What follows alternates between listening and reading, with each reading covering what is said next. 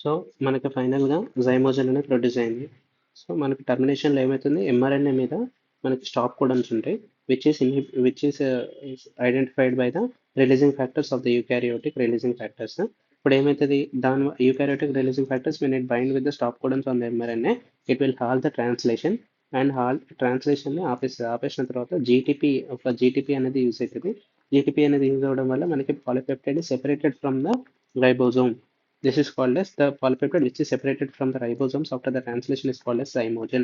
ఇప్పుడు zymogen అనేది normal మనకి ప్రోటీన్ సింథసిస్ ఆర్ ట్రాన్స్లేషన్ అనేది మనకి ఎన్ టర్మినల్ నుంచి సి టర్మినల్ సైడ్ వెళ్తుంది. N terminal to C terminal అనేది మనకి జైమోజన్ అనేది ప్రొడ్యూస్ అవుతుంది, which is a polypeptide produced immediately after the translation. అయితే ఈ జైమోజన్లో we have to made some modifications అనేది చేయాలి. ఆ మాడిఫికేషన్స్ అనేది ఎట్లుంటాయి, నార్మల్గా this is called as post translational modification అంటే పోస్ట్ ట్రాన్స్లేషన్ మోడిఫికేషన్స్లో ఏమేమి ఉంటాయి. నార్మల్గా ఇప్పుడు జైమోజన్లో మనకి N terminal and C terminal ఉంది. ఓకే, జైమోజన్లో we will have N terminal and C terminal అని ఉన్నది. ఓకే, దీంట్లో మనం ఏం చేస్తాం, N terminal and C terminal these are propeptides అయితే these are removed. Okay, these are removed. ఎట్లా రిమూవ్ చేస్తాం, the process is called as removing of the propeptides at the N-terminal and C-terminal from the zymogen by mechanism of the trimming to produce a mature protein. Okay, this is a type of a post-translation modification, trimming. లేదా అదే జైమోజన్లో we can make some covalent okay covalent alterations to produce a mature protein, or ఒకవేళ immature protein and not functional protein అనేది జరిగితే దాన్ని యూబిక్విటినేషన్ చేసి అది ప్రోటియోజంకి పంపించి we can kill it. ఎట్లా, దీంట్లో what are the covalent alteration made on zymogen, that is HUMPAG, that is hydroxylation చేయొచ్చు, యూబిక్విటినేషన్ చేయొచ్చు, మిథైలేషన్ చేయొచ్చు, ఫాస్ఫోరైలేషన్ చేయొచ్చు, గ్లైకోసైలేషన్ చేయొచ్చు, అసిటైలేషన్ చేయొచ్చు. So these are the possible covalent alteration happening on zymogen for post-translational modification. Okay, so this is about another apply. Now coming to finally మనకి charging of the టీఆర్ఎన్ఏలో we will use ATP అనేది మనకి amino యాసిడ్ని activate చేసి it is converted into amino acyl AMP activated amino acid, and this is activated amino acid for charging of the tRNA. ఇక్కడ మనకి ATP use అవుతుంది. ATP అనేది మనకి it is converted into AMP plus 2 high energy phosphates. అదే మనకి ట్రాన్స్లేషన్లో initiation, elongation and termination.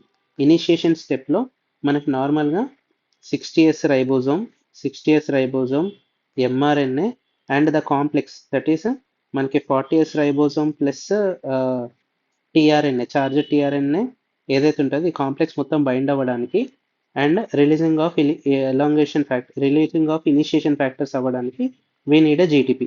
Okay, initiation దాంట్లో కూడా మనకి జీటీపీ అనేది యూజ్ అవుతుంది.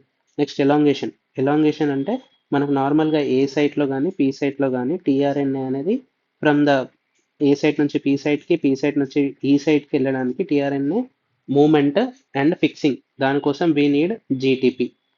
అండ్ టర్మినేషన్ అంటే ఎప్పుడైతే stop codons are recognized by the releasing factors of the eukaryote detect the stop codons on the mRNA, it stops the progression of the it halts or stops the మన translation and thereby protein synthesis అనేది అయిపోతుంది.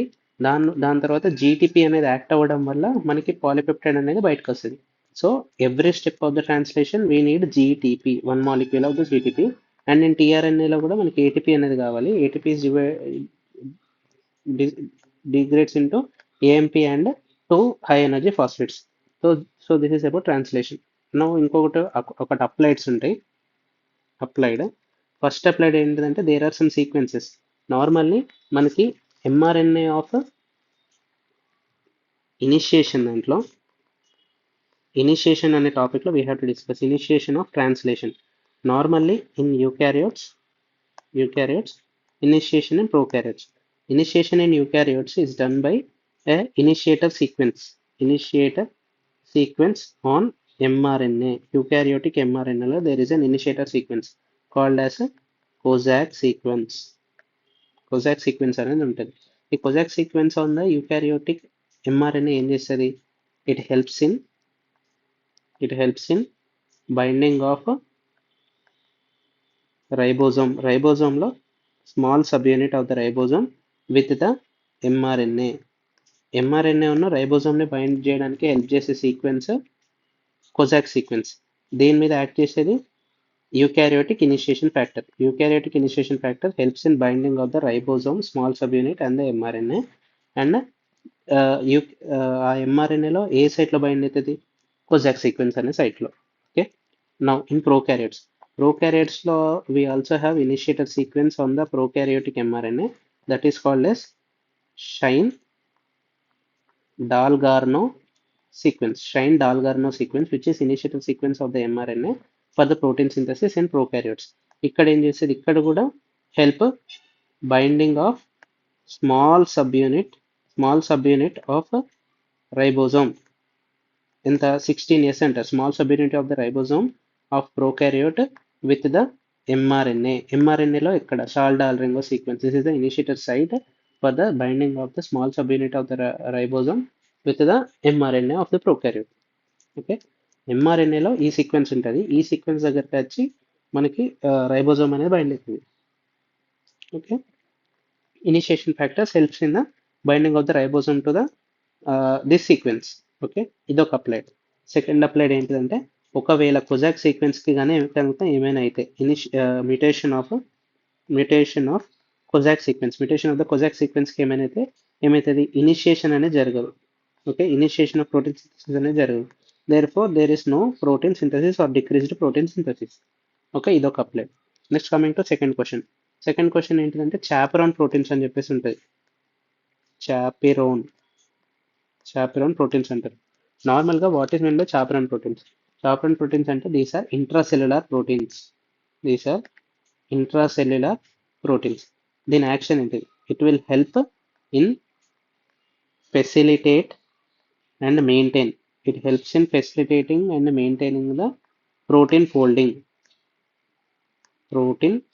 ఫోల్డింగ్ని maintain చేస్తుంది. Example ఏంటిదంటే, ఈస్ట్లో we will have heat shock protein HSP60 అని చెప్పేసి అంటారు. Heat shock protein present in yeast. ఇది ఏంటిదంటే, ఎప్పుడైనా ఒక stress, okay, when there is a స్ట్రెస్కి ఎగ్జాంపుల్ ఏంటిది? ఒకవేళ టెంపరేచర్ ఇంక్రీజ్ కానీ, అసిడిక్ pH కానీ, ఆర్ హైపాక్సియా కానీ, ఇలాంటి కండిషన్స్ ఉంటే ఈ స్ట్రెస్ వల్ల మనకి హీట్ షాక్ ప్రోటీన్స్ కూడా ఎక్కువ ట్రాన్స్లేషన్ అయ్యి, అంటే హీట్ షాక్ ప్రోటీన్స్ అనేది ఎక్కువ ప్రొడ్యూస్ అవుతుంది. ఎక్కువ ట్రాన్స్లేషన్ అయ్యి హీట్ షాక్ ప్రోటీన్స్ అనేది ఎక్కువ ప్రొడ్యూస్ అవుతుంది. ఇదేంటిది? This heat shock proteins will inhibit denaturation కానీ, మిస్ఫోల్డింగ్ ఆఫ్ ద ప్రోటీన్ కానీ ఇన్హిబిట్ చేస్తుంది. So by this it helps in facilitating and maintaining the protein folding. ఇది చాపెరోన్ ప్రోటీన్స్ అంటారు. This is Kozak sequence and Shine-Dalrymple sequence అంటారు of eukaryotes and prokaryotes. This is about energy utilization. TRNA ఛార్జింగ్లో మనకి ATP use అవుతుంది, ట్రాన్స్లేషన్లో మనకి GTP use అవుతుంది. And these are the post translational modifications. And thank you for your patience listening.